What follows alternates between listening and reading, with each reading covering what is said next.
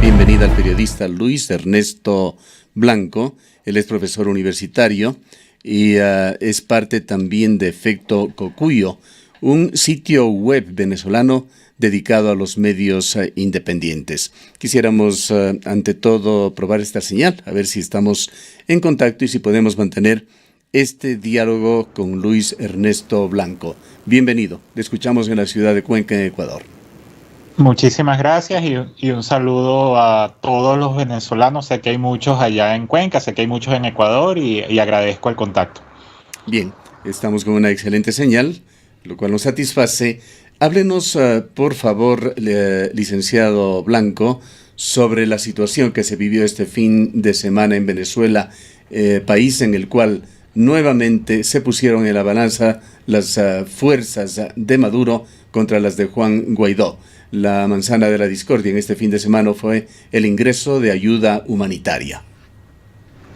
Sí, desde hace días estaba previsto o había anunciado el presidente encargado Juan Guaidó, había anunciado el ingreso de ayuda humanitaria a través de las fronteras, a través de la frontera terrestre con Brasil, con Colombia, a través de la frontera marítima, a través de viniendo por barco, probablemente desde las Antillas holandesas.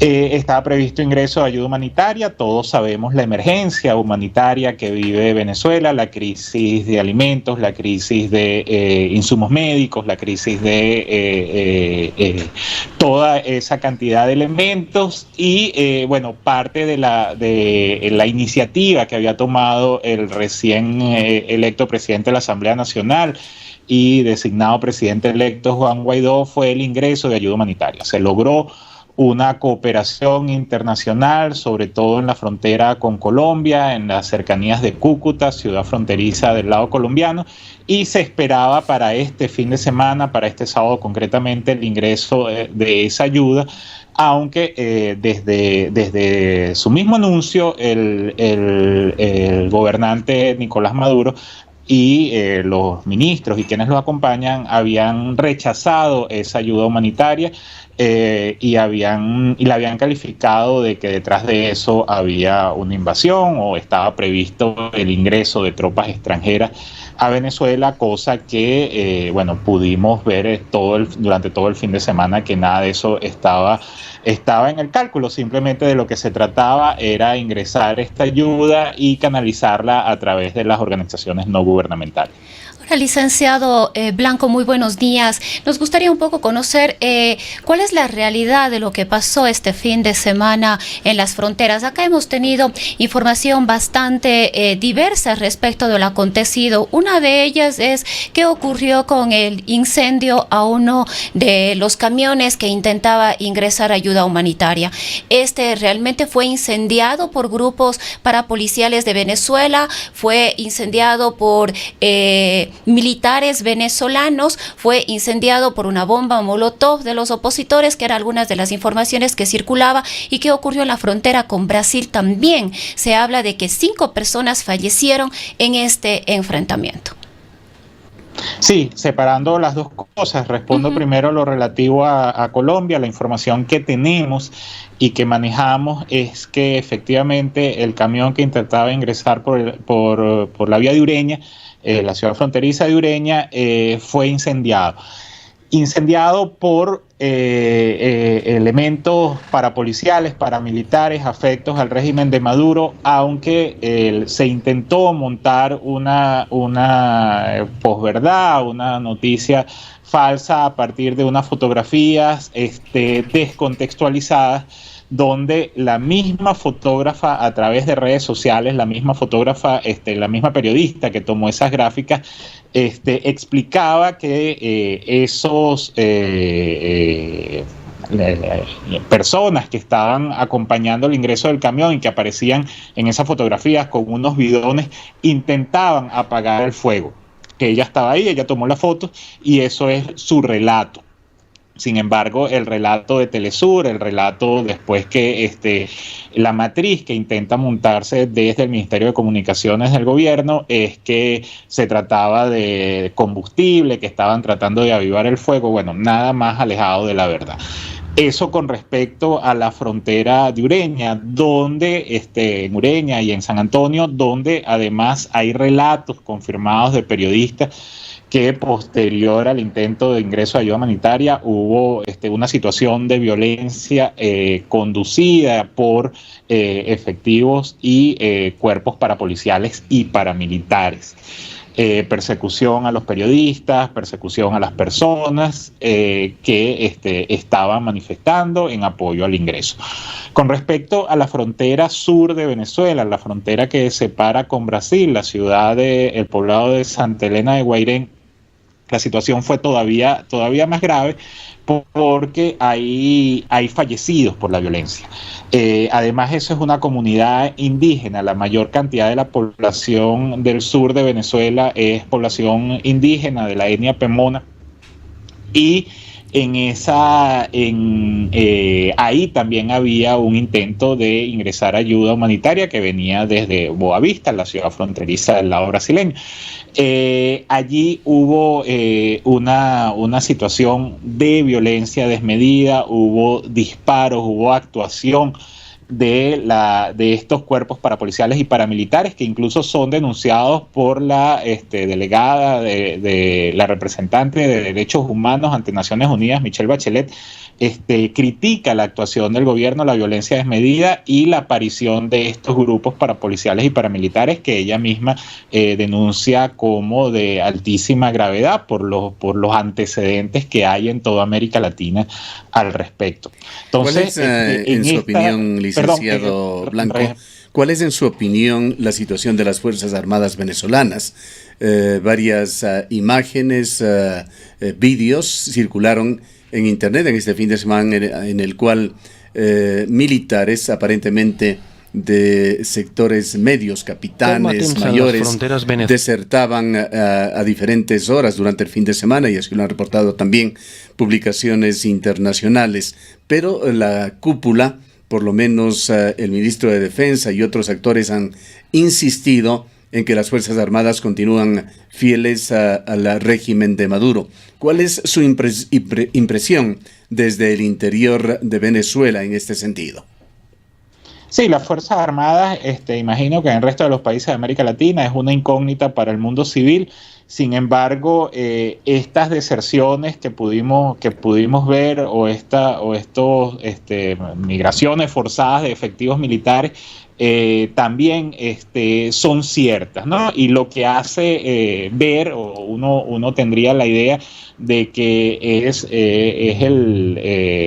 un vistazo de lo que pudiera estar ocurriendo al interno de las Fuerzas Armadas. Efectivamente, y eso no se puede ocultar, el alto mando y los comandantes generales, los comandantes en jefe de los distintos componentes de la Fuerza Armada permanecen leales al gobierno y permanecen leales al régimen de Maduro por distintas circunstancias que pudiéramos analizar. Sin embargo, cuadros medios, cuadros bajos, hay un descontento que es inocultable.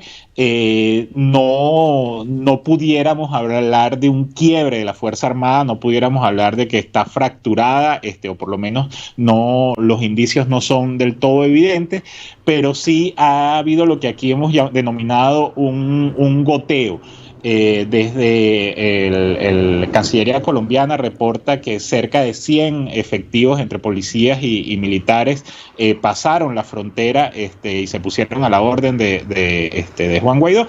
Eso fue solamente este fin de semana, pero días previos, o todo lo que ha sido este 2019, ha habido pronunciamientos, ha habido algunos efectivos que han manifestado su rechazo a las actuaciones del gobernante Maduro y se han puesto y han reconocido el gobierno de Guaidó. Sin embargo, como te decía, creo que sería precipitado pensar que hay una fractura, que estamos hablando de que el componente militar está fracturado, pero sí hay descontento y al extremo de que muchos, prefieren tomar el riesgo de dejar la Fuerza Armada. Eso pudiera agravarse en los próximos días, eso pudiera ir aumentando luego de ver lo que fue el fin de semana, y sobre todo pensando en que la presión, sobre todo por parte de los Estados Unidos,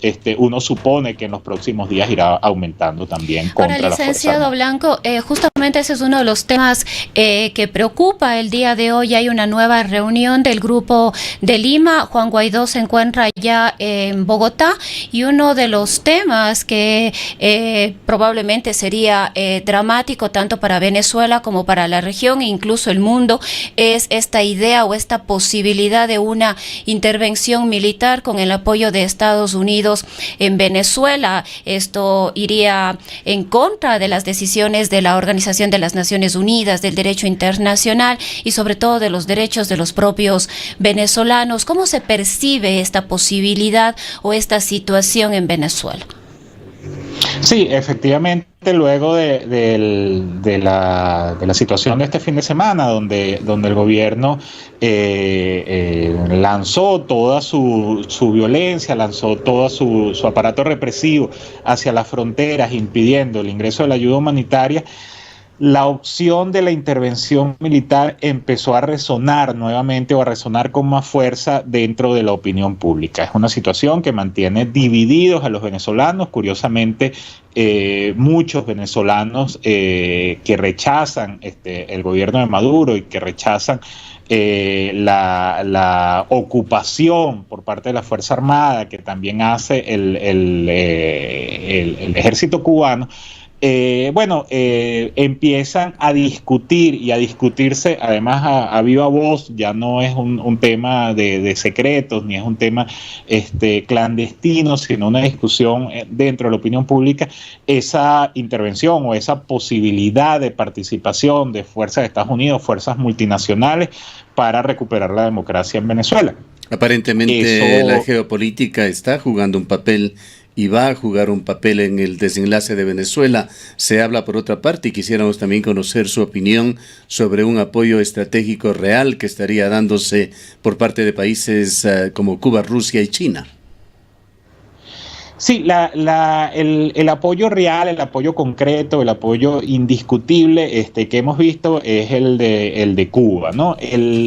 Con respecto a Rusia y China existen grandes incógnitas sobre el tamaño o la magnitud de ese compromiso de estos gobiernos con el régimen de Maduro, porque se percibe que de lo que se trata son de posiciones más que estratégicas o geopolíticas, estrictamente económicas o estrictamente arreglo a fines, ¿no? Entonces, en la medida de que China, en la medida de que Rusia aseguren o garanticen relaciones comerciales favorables para ellos, pareciera que, o la impresión que se tiene es que ese apoyo no va a ser más allá de lo retórico.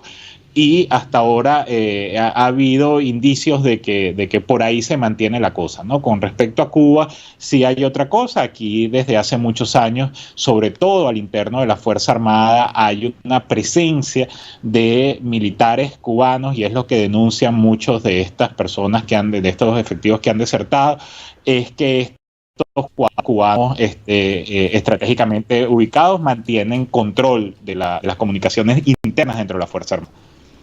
Culminemos este diálogo, licenciado Blanco, al tiempo de agradecerle mucho por haber permitido este contacto. Cuéntenos cómo está funcionando Efecto Cocuyo, este sitio web venezolano dedicado a los medios independientes, del cual entendemos usted es parte.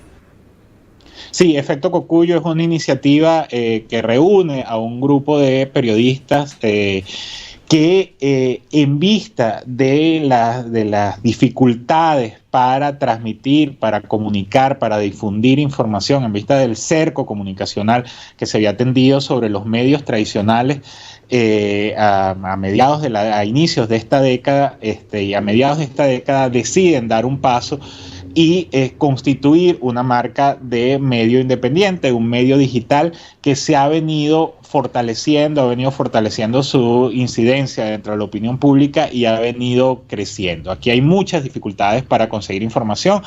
Los medios audiovisuales, los canales de televisión y las radios están cooptadas por el gobierno. La prensa, solamente el gobierno importa papel, tiene permisos para importar papel periódico que acá no se produce y controla a quién se lo da, a quién no se lo da. Entonces los medios digitales y las redes sociales han sido como la vía de escape para difundir información, entre esos Efecto Cocuyo, y habría que mencionar otros medios importantes, el Pitazo, Pro Da Vinci, El Estímulo, Runrunes, por citar algunos, han mantenido la posibilidad de informar a la opinión pública y de generar opinión y de generar climas de información. Entonces, desde el lado de Efecto Cocuyo, es una marca que para nosotros se ha venido fortaleciendo y su presencia y su impacto dentro de la opinión pública es cada día más importante. ¿Y cómo viven los venezolanos estos días de incertidumbre?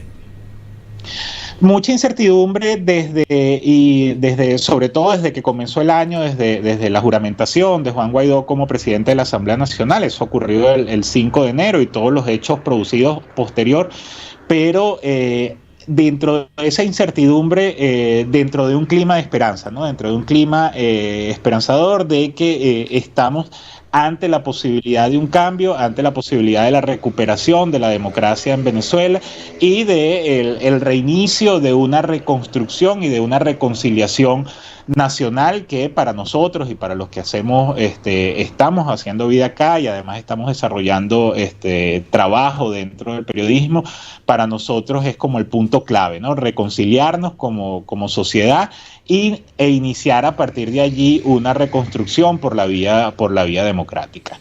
El tema de esas elecciones libres, esas elecciones, es el punto clave para nosotros. Bien, muchas gracias nuevamente por habernos atendido. Han escuchado al periodista Luis Ernesto Blanco. Él es profesor universitario y es parte de Efecto Cocuyo, un sitio web venezolano dedicado a los medios independientes.